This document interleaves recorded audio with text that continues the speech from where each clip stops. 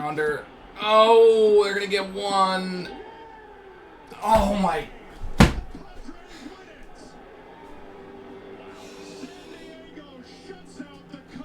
Good Lord. Grounded out into a double play.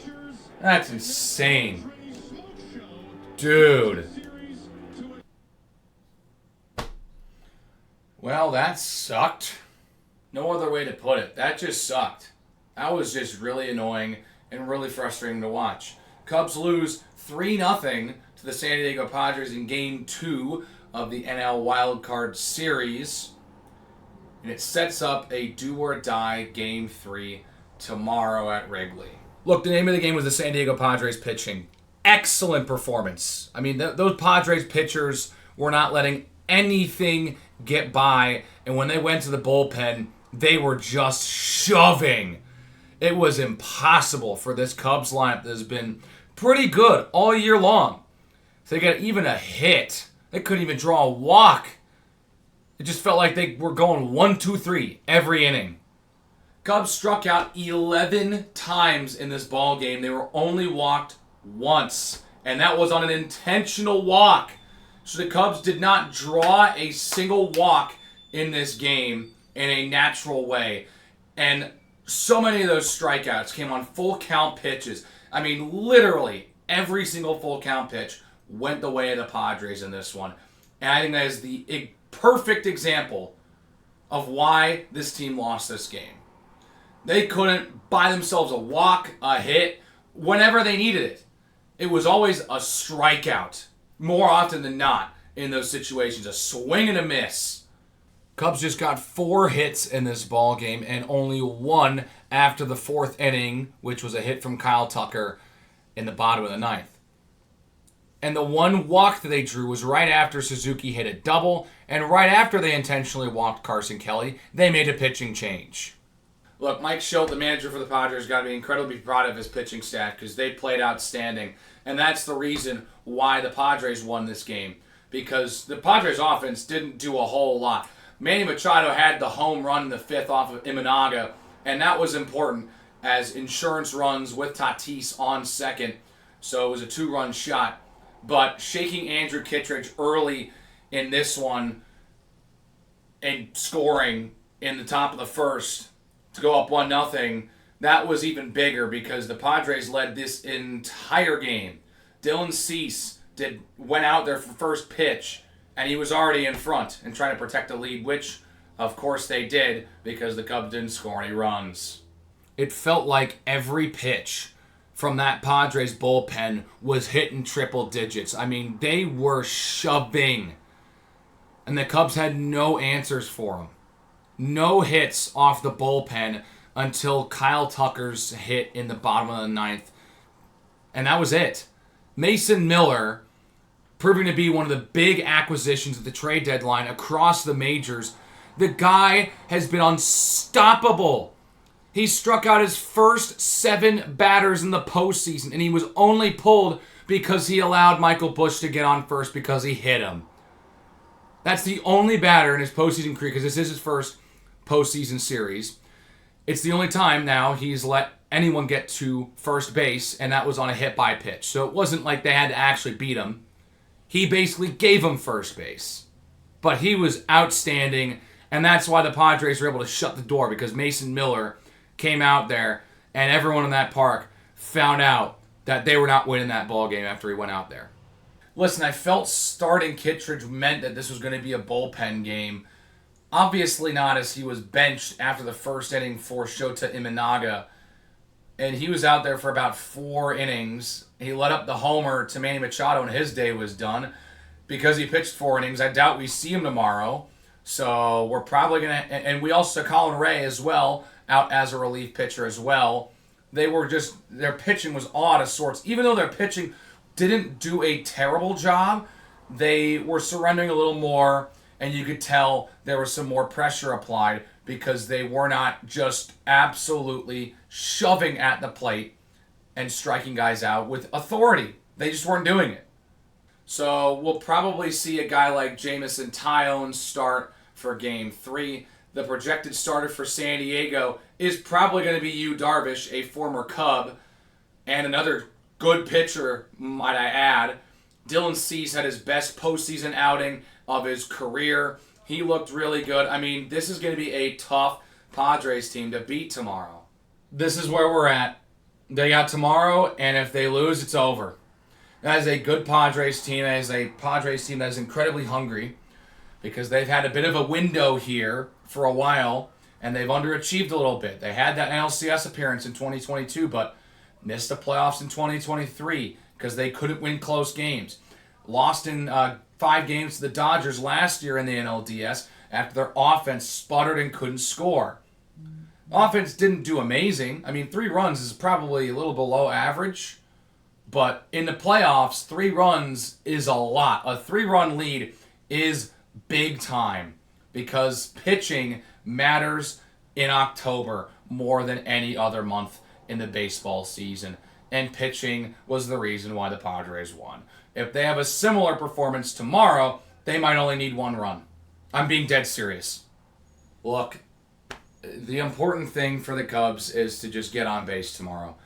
They've drawn 2 walks all series, and they just cannot find a way to just get on base and put some pressure on. Again, did not get a single hit with runners in scoring position, so when they do get base runners, they're not capitalizing and piling on and scoring people. It's just, something's got to change. You got to find a way to shake the pitcher early, because without those 2 home runs yesterday, back-to-back, in the 5th, I mean, that's it.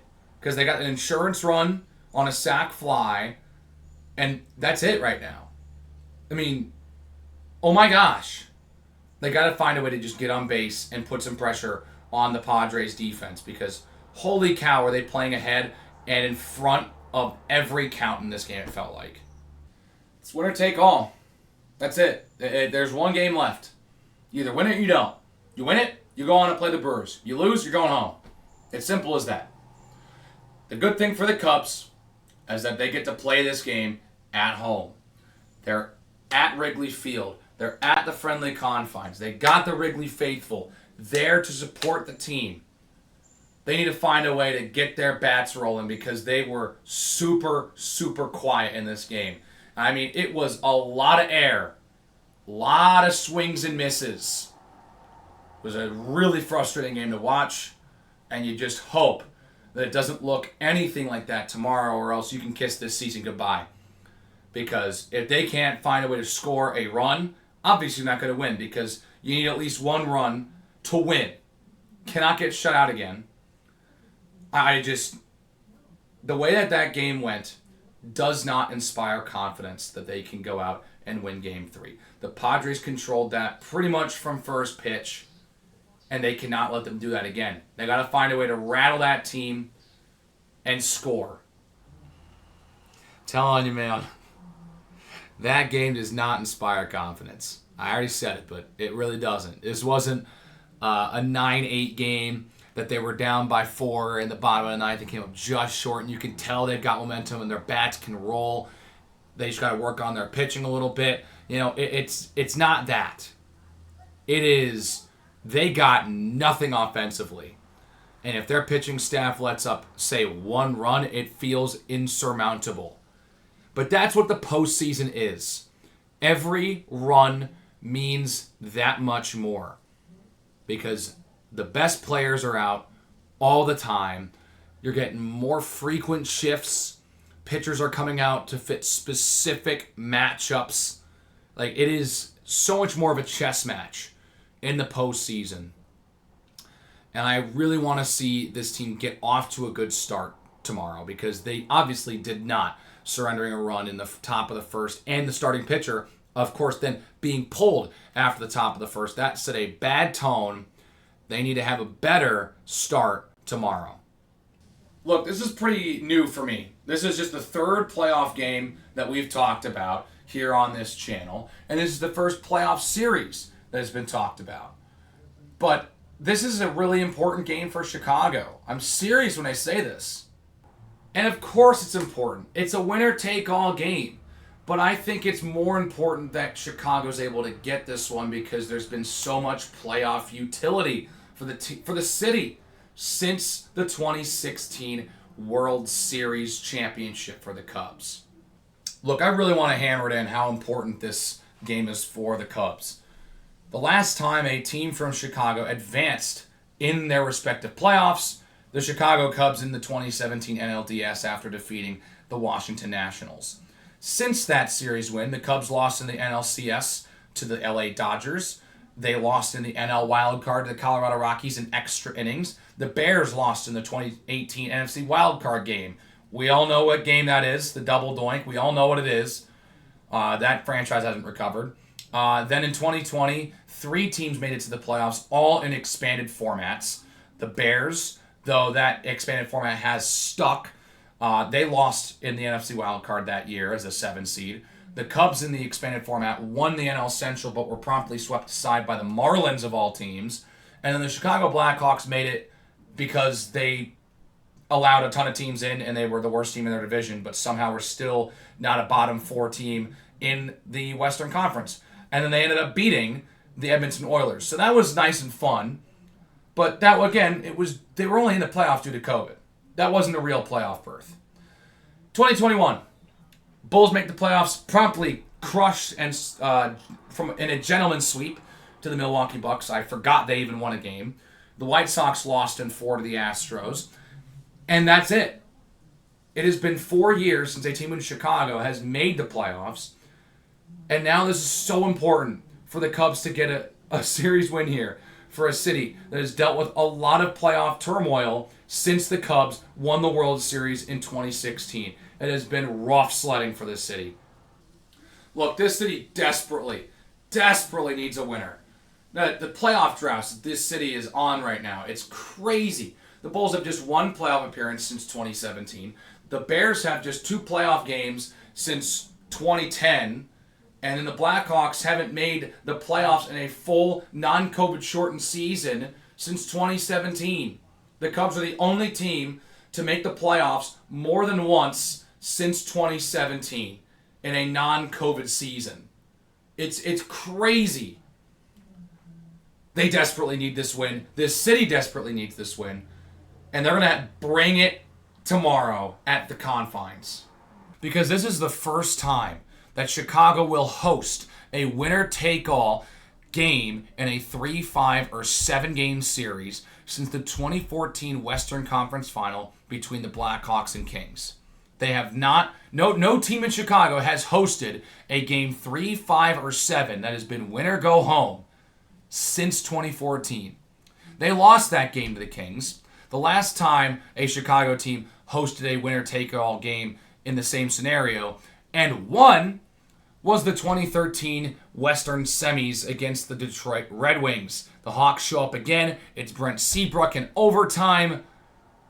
And we got to see the Cubs pull through in this one, man. We really do. This city's been dying for a game like this.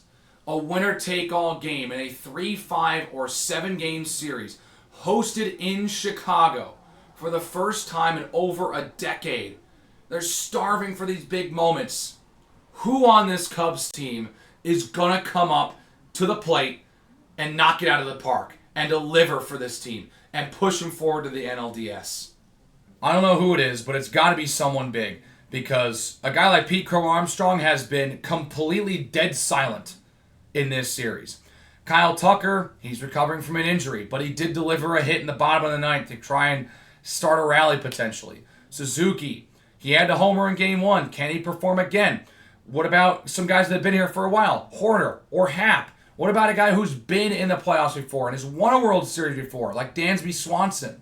Someone has to step up for this Cubs team. And so all we can do is wait. The vibes are a little low, but the city of Chicago needs a winner. And can the Cubs deliver and prolong their season by winning tomorrow at home against the San Diego Padres? So that's it. It's a do-or-die game tomorrow. Win or go home. We're either standing here tomorrow talking about the end of the first Cubs playoff team in 5 years and the first in a full season in 7 years, or we are celebrating a series win and talking about what they need to do to beat the Milwaukee Brewers. Only time will tell. Tomorrow, Game 3. So yeah, thanks for watching the video. Please give it a like if you liked it and want to see more baseball videos from me or just videos in general from me. Please hit that subscribe button if you really liked it. And keep the conversation going down in the comment section below. Let me know what you thought of this game. And do you have any hope for the Cubs tomorrow to get it done and advance to the NLDS? Anyways, that's all I've got. Hope you have a good one, and I will see you guys tomorrow.